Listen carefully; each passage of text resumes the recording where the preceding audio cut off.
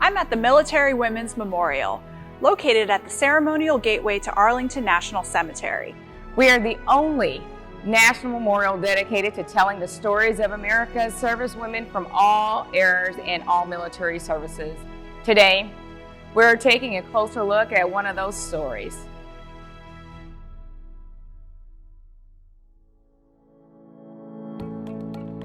When the United States entered World War II, the U.S. military turned to women to fill critical jobs that would release men for fighting duty. Each service branch created women's units. The Women's Reserve of the U.S. Coast Guard was established in November 1942 and was modeled after the U.S. Navy Women's Reserve, the Waves, which was created a few months earlier. They came to be known as SPARS, from the Coast Guard motto, Semper Paratus, Always Ready. By early 1943, recruiting posters urged women to make a date with Uncle Sam and enlist with the Coast Guard SPARS.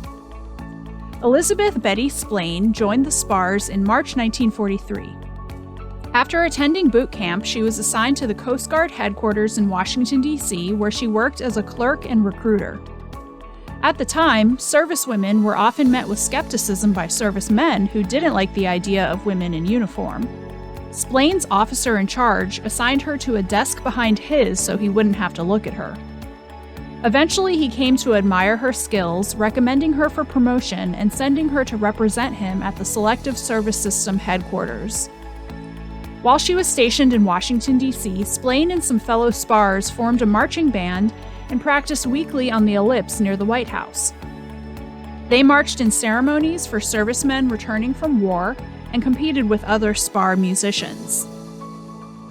Splaine advanced to chief yeoman by the end of the war. In 1946, some 12,000 SPARS were demobilized, and Splaine got a job at the Veterans Administration.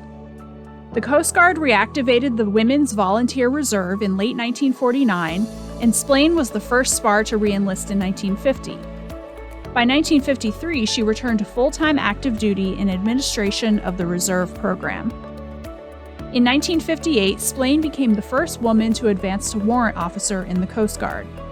She retired in 1970 and was awarded the Coast Guard Commendation Medal. 3 years later, women were officially integrated in the regular Coast Guard and Coast Guard Reserve. Years later, Splaine was told she was a pioneer for serving during a transitional time for women in the military, to which she responded, "We never thought of ourselves as pioneers, and yet I guess we were."